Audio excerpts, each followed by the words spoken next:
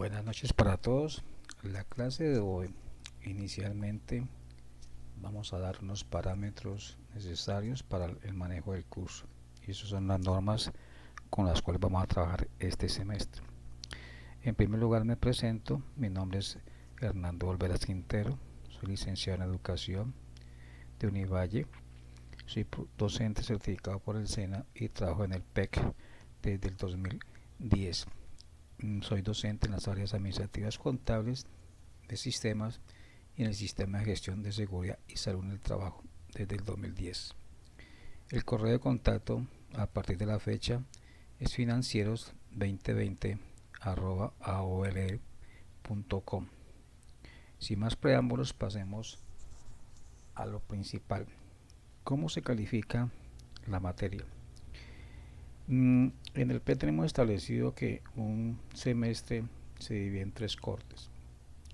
Cada corte tiene una ponderación, como se ve aquí en la pantalla: 30 el primero, 30 el segundo y 40% el último, para un total de 100%. ¿Qué calificamos en cada corte? Calificamos asistencia, que tiene una ponderación del 10%, calificamos las tareas, en este caso talleres y quizzes, el 40%, y por último el parcial en cada corte, que tiene una ponderación del 50%, para un total del 100% de la materia. La materia se gana con una nota mayor o igual a 3.0. Por lo tanto, usted tiene que estar pendiente en todo momento, cuando termine el corte, si ganó o no ganó. Si la nota es inferior a 3.0, pasará la semana siguiente lo que se llama un plan de mejoramiento para que recupere la nota.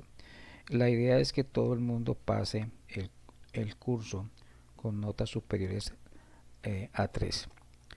En razón de la virtualidad y porque nos tocó clase los lunes, los días 15, 22 y 29 de junio, 20 de julio y 17 de agosto, que son festivos, día lunes, ese día habrá clases normales en los horarios asignados. En este caso, pues de 6 a 7 y media.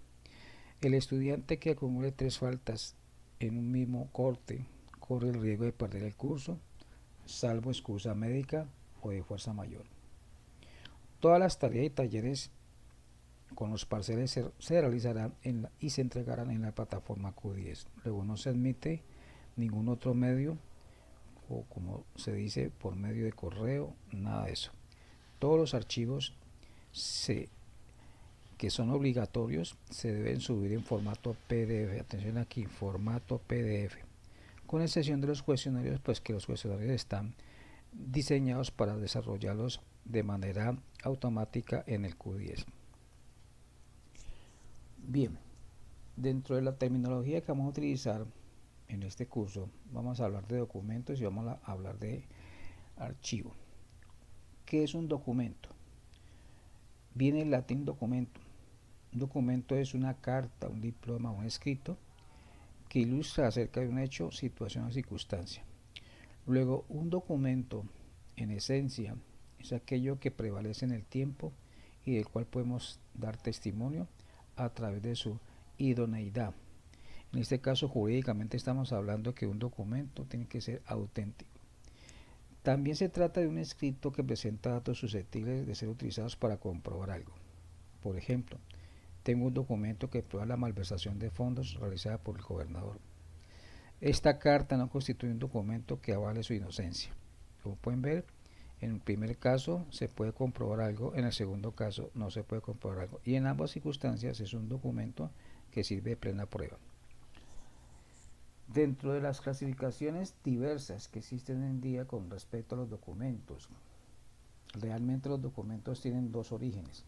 Uno en el sector público, o sea, en el Estado, llámese nación, departamento, ciudad, corregimiento, y son los documentos públicos y oficiales. Y otro que hacemos las personas o las empresas, que son los documentos privados. Entonces, esa es la primera gran clasificación que se tiene hoy en día en cuanto al origen de los documentos. Entonces, por su origen, reitero, se dividen en públicos y oficiales y en privados. Por su contenido, o sea, la forma, estructura y de acuerdo con el texto con el cual se relacionan, existen estos tres tipos de documentos. Unos son contables, pues se originan en una empresa, puede ser privada, puede ser pública, en los cuales se maneja lo que en contabilidad se llama el soporte contable, un recibo de caja, una factura de venta, un comprobante de pago. Los documentos administrativos son aquellos que se generan en el sector público, una norma, una ley, una resolución, un plan de acción, los decretos, ya que estamos en época de pandemia, son el mejor ejemplo de documentos administrativos. Y por otro lado tenemos documentos históricos, que se refieren a aquellos documentos que tienen cierta edad en el tiempo y que por su naturaleza intrínseca, por su importancia, porque sirven para investigaciones a las cuales podríamos llegar desde varias vías, pueden constituirse en un patrimonio nacional histórico. Por ejemplo, la Carta de Declaración de los Derechos Humanos es un documento histórico. La Constitución del año 1886, otro documento histórico. La carta en la cual se fija la fundación de la ciudad de Cali, un documento histórico. En síntesis, los documentos históricos son aquellos que han perdido, por decirlo así, vigencia en el tiempo, porque con ellos no podemos actuar ni desempeñar nada, pero sí nos sirven de consulta y nos ayudan a la memoria histórica de los pueblos y de las personas.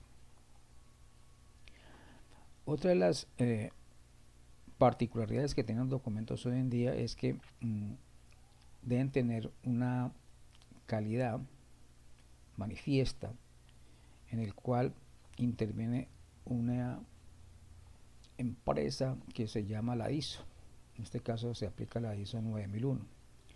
La ISO no es más que una estandarización para la documentación y que obliga a que todos los documentos se deben reconocer por su contenido y que en el caso de que ese documento no sea en papel, sino que sea mediante el uso de un archivo electrónico, se puede automatizar y se pueda sistematizar un proceso.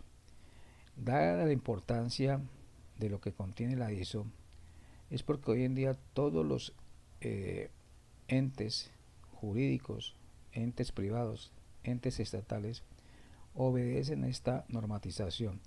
No es una ley de Colombia, esto es una norma internacional. Por lo tanto, la ISO lo que garantiza es una calidad, una seguridad y una eficiencia en la manera de prestar un servicio. En el caso, por ejemplo, de archivos documentales o de una biblioteca, se cumplen las normas ISO. Facilita la consulta, evita la pérdida de tiempo. Entonces, las normas ISO precisamente coadyuvan al buen manejo de los documentos y a su preservación en el tiempo. Por otro lado, la norma ISO distingue dos grandes grupos de documentos. Aquellos que contienen una serie de actividades que nosotros llamamos registros, ¿ya? Y que por contener esa particularidad se distinguen de otros tipos de documentación, en los cuales se hace necesario una especificación mucho más profunda. Por ejemplo, como las fichas técnicas, los planos, instrucciones, leyes, manuales de usuario. Por ejemplo, cuando nos contratan, aparte del contrato de trabajo, que es un documento, nos pueden anexar nuestro manual de funciones. De esa manera, la ISO distingue los dos grandes grupos, unos que llevan simplemente registros y otros que especifican una actividad o una razón de ser o un procedimiento para actuar. Siguiendo con la norma, los documentos de especificación que están clasificados en el segundo grupo contienen una estructura y unos contenidos, ¿sí? Esa estructura y esos contenidos son lo que hacen que los documentos se califiquen como importante, ¿ya? Y que por lo tanto vamos a tener una tercera clasificación que no caben las dos primeras. ¿Por qué? Porque estos grupos de documentos específicos con una serie de requisitos contienen lo que se llama un listado, o que llamamos de otra forma un inventario de documentos, ¿ya? Y contiene un plan de acciones. O sea que ya va mucho más allá del documento en sí, el registro, el primer grupo, del documento en sí de la actividad, según una razón de hacer, sino que va a una estructura que logra en sí mostrarnos una estructura. ¿Y esa estructura para qué nos sirve? Pues para poder encontrar fácilmente la documentación de cualquier ente público o privado. De esa manera podríamos establecer de que realmente existen tres grupos: los primeros que llevan registro, los segundos que llevan una razón de hacer para cumplir una actividad, y los terceros que tienen una estructura y contenidos. La norma ISO, ¿para qué es necesaria? Es necesaria porque nos permite verificar en cada momento todas las acciones que se están realizando conforme a un plan previamente diseñado. Por lo tanto, un documento que se clasifique por la norma ISO, ¿sí?, contiene específicamente los registros de ese documento, por lo tanto tiene validez en el tiempo. Y aparte de que tiene validez en el tiempo, me muestra, por decirlo así, jurídicamente, una evidencia, y como evidencia yo la puedo utilizar en cualquiera de las actividades, ya sea de una persona o de una empresa. Por ejemplo, el documento de identidad de cada uno de nosotros es una evidencia, ¿ya?, que tiene unos protocolos de llevar la foto, la fecha de expedición, la fecha de nacimiento, el grupo sanguíneo, ¿ya? Esa es una particularidad de un documento que tiene una característica y que evidencia la identificación de una persona, que es la cédula de ciudadanía. Luego, la cédula de ciudadanía es un documento auténtico. En cuanto a la otra forma de clasificar los documentos, ya lo veíamos. Decíamos que los documentos históricos son documentos originales que contienen información histórica, pues, sobre una persona, sobre un lugar, un evento, ¿ya? Y por lo tanto sirve como fuentes primarias, como ingredientes importantes de la metodología histórica. Estos documentos históricos son muy utilizados en investigaciones para hacer comparaciones, para hacer paralelismos. Es decir, el investigador toma la fuente histórica para mostrar un hecho, y ese hecho que se dio en años anteriores, siglos, se puede decir, cómo ese hecho ha evolucionado hasta llegar al presente. Esa es una manera, diríamos, metodológica de investigación histórica. Por ejemplo, tenemos el Archivo Histórico de la Nación, el del departamento o el de la ciudad. ¿Cuántos documentos no servirán para crear leyes que hoy en día prevalecen? Por ejemplo, los impuestos creados en la colonia están en los documentos históricos de la colonia, y que hoy en día, pues si los traducimos al lenguaje normal hoy día tributario, pues podemos encontrar que hay una similitud en cuanto a las tasas y en cuanto a la forma de impuestos. Ahora bien, ¿qué es un documento contable? Un documento contable es aquel que acredita, justifica una operación contable. En este caso puede ser una factura, un recibo de caja, un comprobante de pago, un cheque, una letra de cambio. En estas circunstancias, el documento contable puede ser de una empresa privada o una empresa del sector público. No hay ninguna distinción. ¿Por qué no hay distinción? Porque el documento contable precisamente marca esa característica, ese tipo de documentos que vemos ahí en la diapositiva. En tercer término, tenemos los documentos administrativos, que son los que sirven de enlace entre el Estado y los ciudadanos, ¿ya? Son los actos de administración, por ejemplo, los contratos de obras públicas, las certificaciones, las notificaciones de pago, ¿sí? Las circulares, los memorandos, y toda una serie de documentos que produce el sector público con, con fuerza de ley, como los decretos, las leyes, etcétera. De esta manera tenemos, diríamos, tres grandes clasificaciones para los documentos de una forma, diríamos, de qué sector se producen y qué es lo que hacen o registran. En la próxima semana y en el foro ya se ha dejado la tarea, tenemos que el 8 de junio en el Q10 se va a presentar en la sesión de foros una investigación. ¿Cómo se llama la investigación? Los objetivos y la importancia de la administración documental. Se debe hacer en un ensayo. Ojo con la palabra ensayo. En un ensayo es aquello que se da por escrito en un lenguaje sencillo, ¿sí? No tiene mayor extensión porque no se trata de una investigación profunda, es una investigación sencilla, pero al menos debe tener una portada, ¿sí? Como es el título del ensayo, quién lo hace, en qué fecha se hace. Debe tener una introducción, o sea, orientar al lector acerca del título del ensayo, ¿sí? Darle como un resumen ahí, y luego desarrollar el tema que está circunscrito a dos partes, a los objetivos y la importancia, o sea, describir eso. Y por último, concluir. ¿Qué podemos concluir del trabajo? ¿Sí? Se puede basar en el desarrollo o en las mismas palabras objetivos e importancia del trabajo como tal.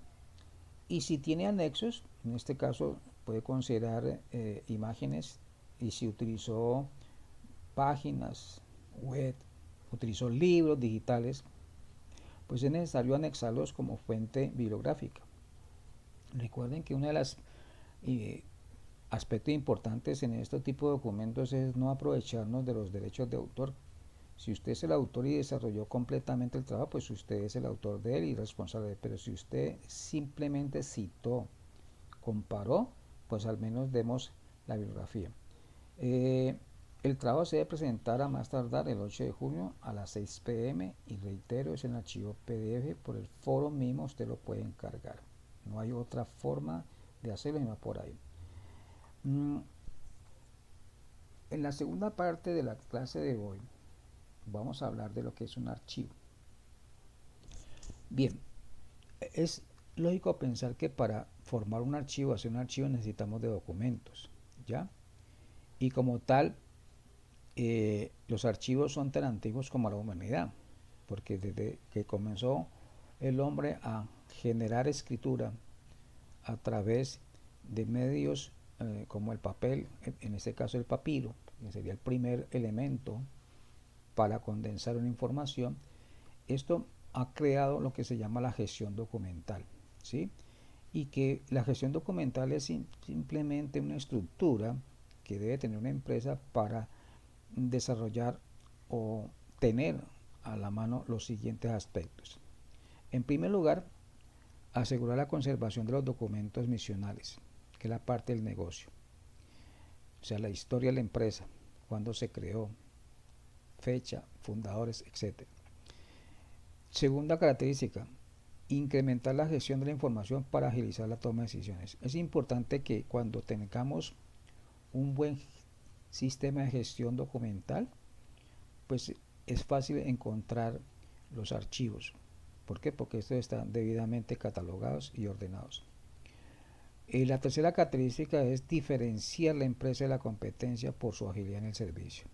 Y aquí podemos decir de que una empresa es suficientemente competente y de calidad cuando logra ofrecer un servicio a sus clientes o a sus beneficiados. Por lo tanto, quien tenga una buena gestión de archivo prevalecerá en el tiempo, y de esa forma los miembros de la organización y los clientes lo van a reconocer. Hasta hace poco, mire lo importante para todos, cuando se crea una empresa no se le daba importancia a la figura del archivista ni a la gestión documental. Pues hoy en día podemos decir que es tan importante como la creación misma de la empresa. De hecho, ya hay una persona profesional en el mercado con el título de archivista profesional con tarjeta profesional. ¿Y por qué se hace necesario? Porque la norma que vamos a ver, la ley 594 y posteriores, exigen que quien inicie un sistema de gestión documental, o sea, organizar un archivo bajo la tutela de la ley que le exige, debe tener un título profesional. No sirve título por ahora técnico ni tecnológico, tiene que ser un profesional en la materia. Por lo tanto, este tipo de personas son las que están hoy en día en el sector público, fundamentalmente porque para eso se hizo la norma, y en las empresas privadas que cumplen funciones públicas, o sea que prestan servicios del Estado como si fuese el Estado mismo. Entonces, para ese tipo de entidades públicas y privadas con funciones públicas se hace necesario la gestión documental y la contratación de un profesional en la materia. Pero pasemos al origen de la palabra archivo. La palabra archivo viene del archivo archivium y tiene tres acepciones, o sea, tiene tres formas de definirlos. La palabra. El primero, un archivo puede ser un local. Segundo, un archivo es el contenido o el cúmulo de documentos. Y tercero, un archivo es el mueble que contiene esos documentos. Entonces, como pueden ver, es difícil definir exactamente la palabra archivo. Realmente el archivo son esos tres, digamos, esos tres conceptos que emite la Academia Real de la Lengua Española. Es un local, porque allí es donde se custodian, porque los documentos no pueden ser o estar libres a la consulta de cualquiera, no, debe tener una reserva. Ahora bien, el conjunto de todos esos documentos hace un archivo, por lo tanto los tendré que catalogar, rotular. ¿Y para qué? Pues para poderlos llevar a un mueble, a una carpeta, a un archivador, donde lo vamos a tener de manera, profesionalmente hablando, de manera clasificada. Existe un organismo internacional que es el Consejo Internacional de Archivos, por sus siglas en inglés ICANN y por sus siglas en español CIA.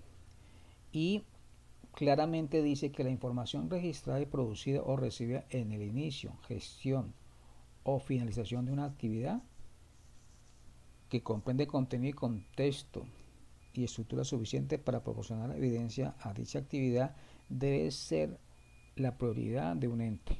O sea que toda información se debe estructurar para que proporcione evidencia a dicha actividad. O sea que una empresa privada, todo el archivo contable, por ejemplo, todo el archivo de ventas debe estar lo suficientemente estructurado para que no se confunda los documentos contables con los documentos de ventas. O sea que deben estar separados en todo momento y de fácil localización. La técnica más común que hacemos nosotros es archivar, pero nosotros archivamos de cualquier manera, podemos decir sin un sentido a veces lógico, pero si lo ordenamos podemos estar realmente inmersos en una actividad profesional. ¿Por qué? Porque si yo archivo bien, si yo no confundo documentos de diversa naturaleza, es fácil que a futuro, cuando los necesite, los pueda consultar. La forma más simple de ordenar un archivo es alfabética o numérica. Numérica cuando es por años y alfabética si lo utilizo por los apellidos o nombre de un tema específico, por ejemplo, servicios públicos, en el caso de los servicios de la casa, facturas de impuesto predial, o sea, cada título de un documento, y que yo sé que eso se repite varias veces a través del año, los puedo rotular así. Ahora bien, archivar aparte de clasificar y localizar, es también llevar esos documentos a elementos o medios que nos sirven de guías, por ejemplo, carpetas rotuladas, archivadores tipo Z, la famosa Z, tener guías, ¿sí?, de archivo, y todo eso nos lleva a que el archivo funcione eficientemente. Cuando hablamos de las funciones del archivo, ¿sí?, la principal función de todo archivo es la conservación de los documentos, ya que por ley, en el caso de los, vuelvo a repetir, de los entes estatales y de las empresas que cumplen funciones públicas, la ley les obliga a que determinen los plazos mínimos de conservación, o sea que un archivo tiene un mínimo de conservación para consulta. Diríamos que se establecen unos parámetros de acuerdo con el Código de Comercio, por ejemplo, para las empresas que manejan contabilidad y tienen que hacer archivos de por lo menos 10 años, deben formar una ruta a partir de qué tiempo, o sea, en años, se pasan al archivo, digamos, de poca consulta. Porque si es de consulta diaria, si es de consulta secuencial, esos archivos máximos deben permanecer en 2 años. Eso lo dice la ley. Ahora, una vez que el documento ha perdido vigencia porque legalmente con él ya por tiempo cumplió su cometido, entonces debe pasar a un archivo central. Ese archivo central determina cuánto tiempo va a estar ahí para su conservación, porque siguen siendo, ojo, aquí siguen siendo documentos de vital importancia. Y una vez que cumplen el tiempo, hay empresas que los conservan 5 años, otras 10 años, entonces se decide ya que a los 10 años, ¿qué vamos a hacer con el documento? Lo más lógico es conservarlo porque tiene un valor histórico o simplemente eliminarlo porque ya perdió valor. Si tiene valor histórico, pues debemos, antes de eliminarlo, hacer lo que se llama la técnica de microfilmación y ese permanecerá eternamente en un archivo llamado archivo histórico, ¿ya? Porque va a ser necesario de pronto consultarlo en años posteriores al hecho mismo de que perdió vigencia. Cuando hablamos de clases de archivos, y ya lo estaba nombrando anteriormente, es por la forma o frecuencia que se utiliza. Entonces, cuando un archivo se utiliza constantemente, se llama que es un archivo activo de gestión. Cuando se utiliza de una manera, diríamos, no tan frecuente, pero que de igual forma sirve de consulta, entonces se dice que son semiactivos, ¿ya? Porque sobre ellos ya se ha realizado un trabajo concreto, ya el 100% se ha utilizado, pero se siguen conservando. Cuando esos archivos ya no tienen ninguna acción, o sobre los cuales no se puede hacer ningún trabajo ya, y simplemente es un documento importante, relevante, pasa a ser un archivo inactivo. Estos documentos inactivos, pues en forma clara, se pueden llevar a un archivo histórico, ¿ya? Porque son relevantes, porque contienen la historia de una persona o la historia de una empresa o una entidad. De esa forma podemos decir de que las clases de archivo, por su frecuencia de utilización, son activos, semiactivos o inactivos. Inactivo no quiere decir de que no se puedan utilizar. Inactivo quiere decir de que ya su utilización como tal ha perdido vigencia. Y por el lugar como se localizan, digamos, como se estructuran, ¿sí? Podemos decir de que hay dos grandes grupos. Los centralizados, que se conservan en el mismo lugar de donde se originan y que sirve de consulta para otros departamentos, dependencias. Y los descentralizados son los que se encuentran en cada una de las dependencias y en estos, a su vez, son los que forman cada departamento o cada unidad funcional de una empresa y que son utilizados constantemente por ese departamento. Entonces el archivo de compras lo utiliza constantemente el personal de compras. El archivo de venta lo utiliza exclusivamente el departamento de venta. Y existe una segunda categoría que son los archivos personales, o sea, aquellos que utilizamos nosotros como empleados, como trabajadores en cada sección, para tener acceso inmediato a ellos por parte de la persona que trabaja con ellos constantemente. Entonces, resumiendo, en esta segunda clasificación tenemos archivos generales o centralizados y archivos descentralizados o parciales, entendiendo que los descentralizados se categorizan como departamentales y como personales. Hasta aquí, mis queridos amigos, la clase de hoy. Espero que haya sido de su correcto apreciación. Esperamos cumplir el resto de materias, igual propósito de que el aprendizaje aquí nace para algo importante. Ahora déjenme exponerles y socializarles lo que es la guía de aprendizaje.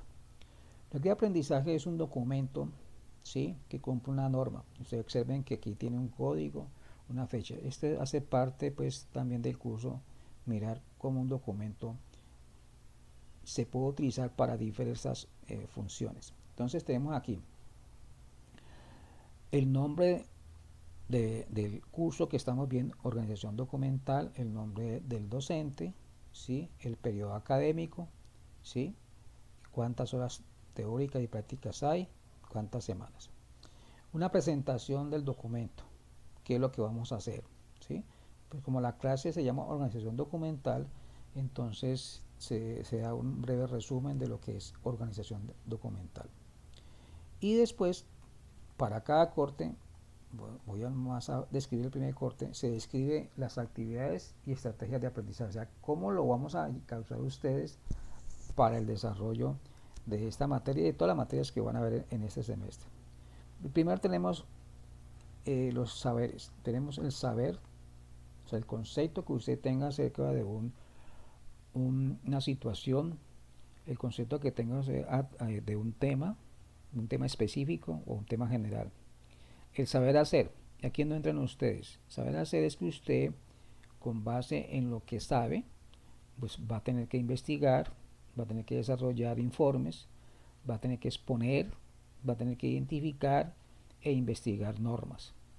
Luego, cuando usted cumple estos dos primeros parámetros, usted podría ser clasificado o calificado mejor como un ser que se interesa en aplicar lo que conoce, porque es responsable y cuidadoso con los equipos y materiales que le dan a su cuidado, y que es mesurado en el uso de la papelería, ¿ya?